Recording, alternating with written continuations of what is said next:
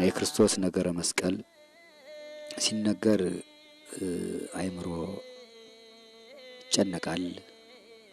ሲታሰብ ለኔ ብሎ ለሚረዳ ሰው ከክርስቶስ ፍቅር የበለጠ ነገር ስለሌለ አይምሮ ይነካል። ቅዱስ ጳውሎስም ተናግሮታል። ከክርስቶስ ፍቅር የሚለየኝ የለም ብሎ ያሉትን ጸዋትወ መከራዎች ዝርዝሮ በሮሜ መልእክቱ ምዕራፍ 8 ላይ ሲናገር ትዝ ያለው ነው። እና የክርስቶስ ነገረ መስቀል በተለይ በፍጹማኑ ዘንድ ፍጹምነት ባላቸው ሰዎች ዘንድ ሲገለጥና ሲታሰብ ያሉበትን ያስረሳል፣ የት እንዳሉ ያዘነጋል። የተቀበለው መከራ ሁሉም ለኛ ብሎ ስለሆነ ለሰው ብሎ ስለሆነ ለሱ ቅንጣት ታህል ትንሽ ነገር ለሱ ከተቀበለው መከራ መስቀል ሁሉ የሚጠቅመው ወይም ይሆናል የሚባል ነገር ስለሌለ ሙሉ በሙሉ ለሰው ልጆች ስለሆነ ለአዳምና ለሔዋን መቸንከሩ የኔ ነው። እኔ ራሴ እንደመቸንከር ሲገረፍ እኔ እንደመገረፍ ብሎ ከራሳቸው ጋር ሲያስገቡት ብዙ ቅዱሳን ሰውነታቸውን በአለንጋ በቀጋ በጅራፍ እየገረፉ እግራቸውን እየቸነከሩ አሳልፈውታል። እና አቡነ ተክለ ሃይማኖት ጦር በፊት በኋላ በቀኝ መገራ ዘርግተው ሌሎችም ቅዱሳን አበው እና ነገረ መስቀሉ ከሊቶስጥራ እስከ ቀራንዮ ድረስ ያሉት የ14 ምዕራፎች ጸዋትወ መከራዎች ሲታሰቡ ኢየሩሳሌም ላይ በዕለተ ዓርብ በዕለተ ስቅለት የተደረገው ነገር ሰማይንም ምድርንም ያስጨነቀ፣ ሰማይንም ምድርንም ያሳዘነ፣ ፀሐይ ጨረቃ ከዋክብትን ያሳዘነ፣ ማቅ ያስለበሰ፣ ምድር የያዘቻቸውን የተሸከመቻቸውን ፍጥረታት ለመሸከም አልችል ብላ ስትንቀጠቀጥ መቃብራት ተከፍተው አይባን ተፈትተው ሙታን ተነስተው የቤተ መቅደሱ መጋረጃ ተቀዶ ተከፍሎ ያችን ቀን ፍጡራን ሁሉ ሲያስቧት ዛሬም ስትታሰብ በአንክሮ በተደሞ መላእክት ከሰማይ ወርደው በመስቀሉ ዙሪያ ቆመው ዲያብሎስ ካሳውን ሲክስ በጌታ ላይ የፈጸመው ግፍ በይሁዳ አድሮ ሲያሸጠው፣ በይሁዳ አድሮ ሲያዘልፈው፣ ሲያስቸነክረው፣ ሲያስደበድበው የዋለውን ሁሉ የመድኃኔ ዓለም ትዕግስቱ ያን ሁሉ ጸዋትወ መከራ ታግሶ ሲቀበል ያደረገው የከፈለው መስዋዕትነት ከህሊና በላይ ነው። እንኳን ለመናገር ለማሰብ ይከብዳል። ለማሰብ ሲታሰብ በአይነ ህሊና ሲታሰብ ይከብዳል። እና ከጲላጦስ አደባባይ ጀምሮ ታስሮበት ያደረው የፍልፍል አለት ወንበዴዎች የሚታሰሩበት ከፍተኛ ወንጀል የሰሩ ወንበዴዎች የሚታሰሩበት ነው። እዚያ ውስጥ ወዲያ ወዲህ የማያሰኝ ነው። እረኛውን ገድለዋለሁ መንጋዎቹ ይበተናሉ ብሎ ኤርምያስ የተናገረው ትንቢት ሐዋርያት ሲበተኑ እሱ ሲታሰር ኤርምያስ ከታሰረበት እስር ቤት ነው ጌታ የታሰረ ትንቢተ ነቢያትን ለመፈጸም። እዚያ ታስሮ ሲያድር ውስጡ ሲገቡ ጨለማ ነው። ገደሉ በጣም ሲያስቡት ከህሊና በላይ ነው። እኔ በተለይ እዚያ ኢየሩሳሌም ያንን ሳየው በጣም ነበር የሚያስጨንቀኝ፣ በጣም ነው የሚያሳዝነኝ። ሁሉ በእጁ የተያዘ ሲሆን ሁሉም ማድረግ ሲችል ደንጃው የሱ ቤቱ የሱ ሁሉ የሱ ሲሆን ትዕግስቱ እዚያ ታስሮ ሲያድር ሰዓቱን የእስረኞቹን የነ ጲላጦስን የዳኞቹን ፍርድ ያለምንም ኃጢአት ተቀብሎ በቃኝ ልውጣ ሳይል እንዴት አክብሮ እንዳደረ ሲታይ በጣም ያሳዝናል።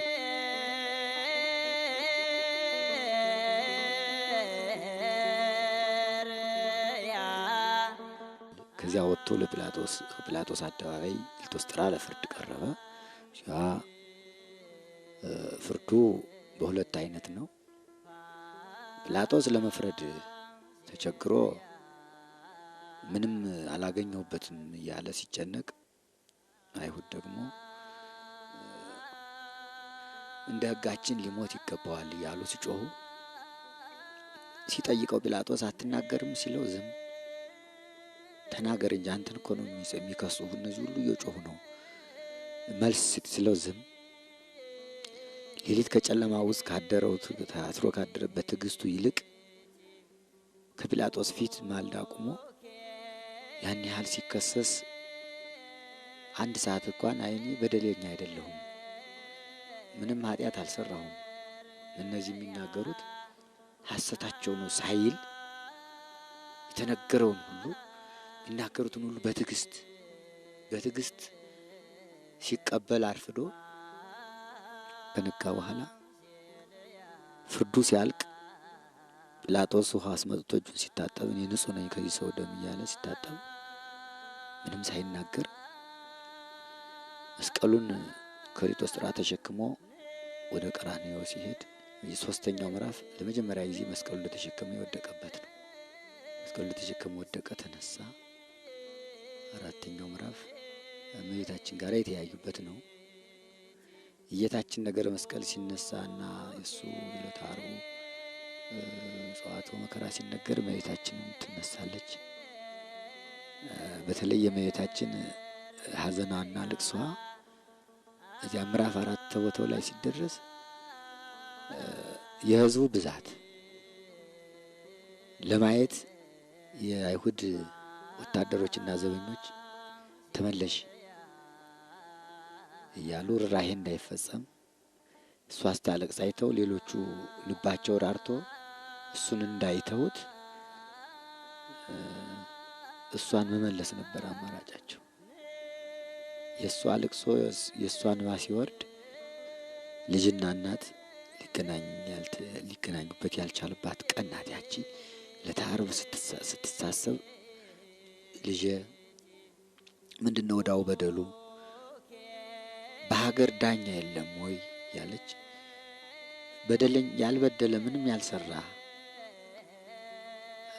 ሰው እንዴት ይፈረድበታል? እንዴት ይታሰራል? እንዴት ይወቀሳል? እንዴት ይከሰሳል?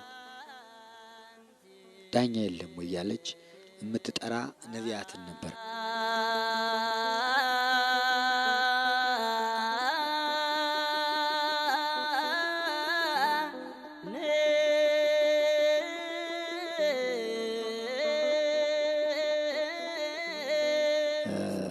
አምስተኛው የጲላጦስ ሚስት ቤት ነው። መስቀሉን ከሊጦስጥራ ተሸክሞ ወደ ቀራንዮ በሚሄድበት ጊዜ እነ ጲላጦስ መኖሪያ ቤታቸው መንገዱ ዳር ነውና እሱ መስቀል ተሸክሞ በመካከል ላይ እየወደቀ እየተነሳ ሲሄድ አይታ ምንድን ነው ብላ ስትጠይቅ የናዝሬቱ ኢየሱስ ክርስቶስ ተፈርዶበት ሊሰቀል መስቀሉን ተሸክሞ እየሄደ ነው ብለው ሲነግሯት እሷ ብዙ በዚያች ሌሊትም እሷ በእሳት አለንጋ ስትገረፍ ጲላጦስ በአንገቱ ዘንዶ ሲጠመጠበት ራእይ አይታ ሶስቱ ልጆቿ ተናግረው የሚያውቁት ለዚያ ባልሽ ወዮለት ንጹሕ ደም ለሚያስፈስስ ብለው ነግረዋት ልካበት ነበርና ያንን አይታ አምስተኛው ምዕራፍ ደጃፏ ላይ መስቀሉን እንደተሸከመ ሲወድቅ ሄዳ የሚያነሳው በሌለበት ጊዜ አንስታ ቅፍ አድርጋ ደሙ እየፈሰሰ ወዙ እየፈሰሰ ከቤቷ ከሳጥን ያስቀመጠችውን አዲስ ልብስ ወስዳ ላቡን ወይም ወዙን በልብሷ ጥርግ አድርጋ ደሙና ወዙ እየፈሰሰ ከልብሷ ላይ እንዳለ ተቀርጾ ስዕል ሆኖ የመጀመሪያው የሐዲስ ስዕል ለሷ ነው የተቀረጸላት። ለጲላጦስ ባለቤት አብሮቅላ ትባላለች።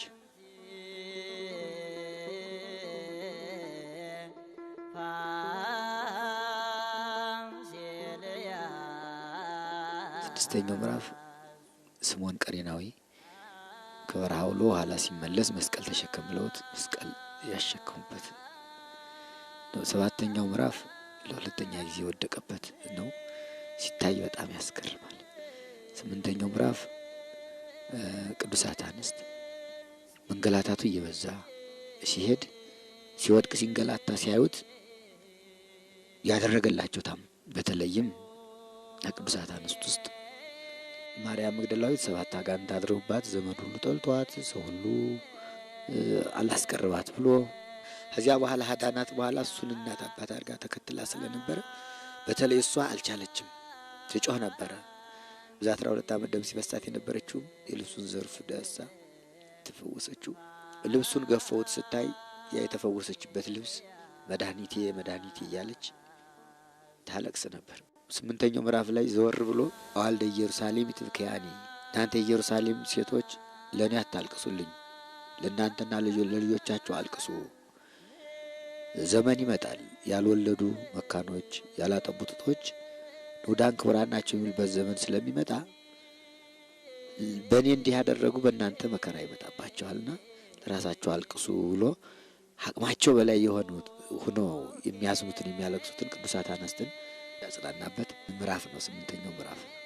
ምክንያቱም ቸር አምላክ ስለሆነ እኛን ለማዳን ስለሆነ ያን መስቀል ተሸክሞ የሚሄድ ያን ጊዜ እንኳን ያን ያህል መከራ እየተቀበለ ሐዘንተኞቹን ችግረኞቹን የሚያለቅሱትን ቸል አላላቸው።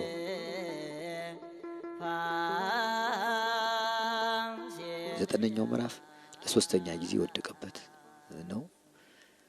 10ኛው ከበሩ ወደ ቀራንዮ ሊገባ ዛሬ የኢትዮጵያ ርስት ለንግሥት ሳባ ሰሎሞን የሰጣት እዚያ ላይ የወረደበት ነው። 11ኛው ቀራንዮ ደረሰ። መስቀሉን አወርዶ እረፍት አላገኘም። ልብሱን ዕጣ የተጣጣሉበት 11ኛው ምዕራፍ ነው። ዳዊት ልብሴን ገፈፉኝ በቀሚሴም ላይ ዕጣ ተጣጣሉ ብሎ የተናገረው ትንቢት ይፈጸም ዘንድ መጎናጸፊያውንም 4 ክፍል አድርገው የተጣጣሉበት ነው። 12ኛው የተቸነከረበት ነው። ያን የተሸከመውን መስቀል አጋድመው እሱን እዚያ ላይ አስተኝተው እጁን ናግሩን ግራ ቀኝ እጁን መስቀሉ እንዲደርስ እየጎተቱ እዚያ ላይ ቸነከሩት። አስተኝተው አጋድመው በ5 ቅንዋት ሳዶር አላዶር ዳናት አዴራ ሮዳስ በሚባሉ በ5 ቅንዋት ሁለቱን ከግራ ቀኝ እጁ ሁለቱን ከግራ ቀኝ እግሩ አንዱን ከደረቱ እግሩን ደርበው ነው ቸነከሩት። ስቁረቱ ይቆጠራል። የራሱም ከሆነ የራሱ ይቆጠራል።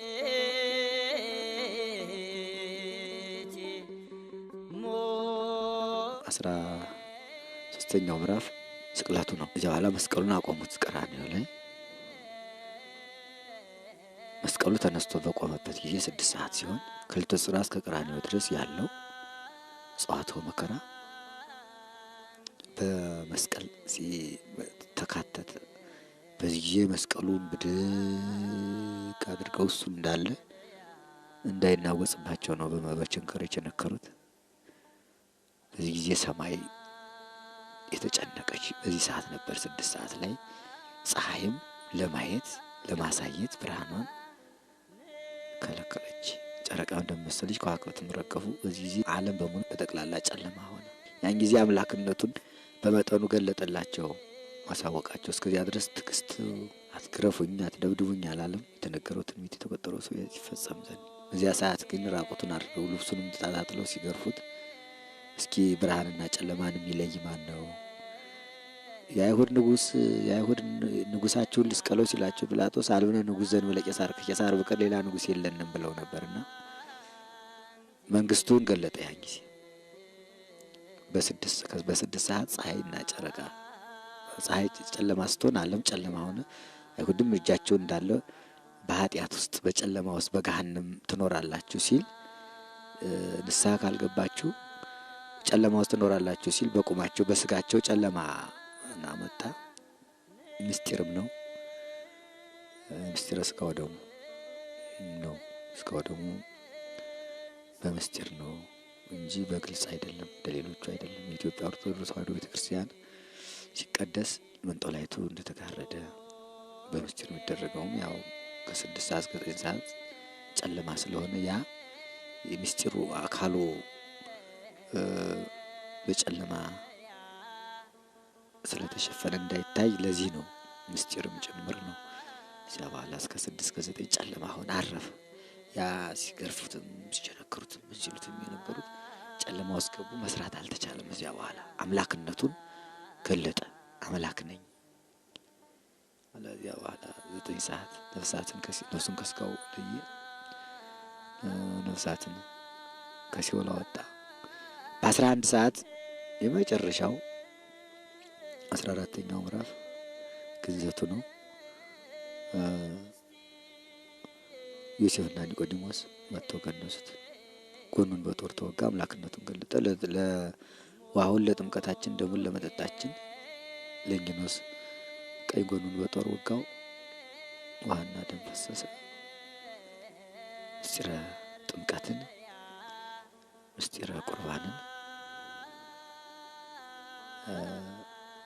ያን ጊዜ መሰረተልን ሊቀ ካህናት ኢየሱስ ክርስቶስ። መስቀሉን እንደ መንበር አድርጎ ቀደሰ። ዓለምን ከጎኑ በፈሰሰው ውሃ ጠመቀ። በጎኑ በፈሰሰው ደም ዓለም ተቀደሰ። 11 ሰዓት ላይ ቀበሩት። እሱ ወደ መቃብር ሲወርድ አዳምና ሔዋንን ከሲኦል ከነ ልጆቻቸው 9 ሰዓት አውጥቶ 11 ሰዓት ገነት አገባቸው።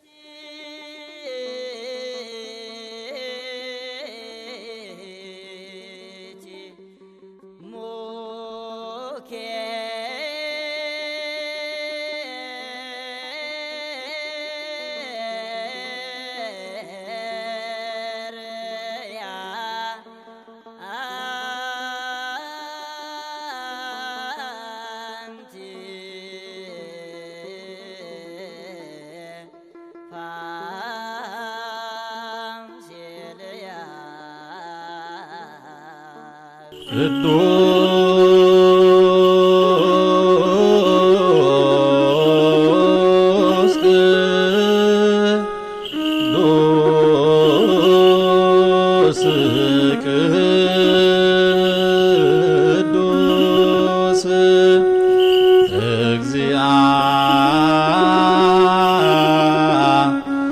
እግዚአብሔር ጸባኦት አምላክነ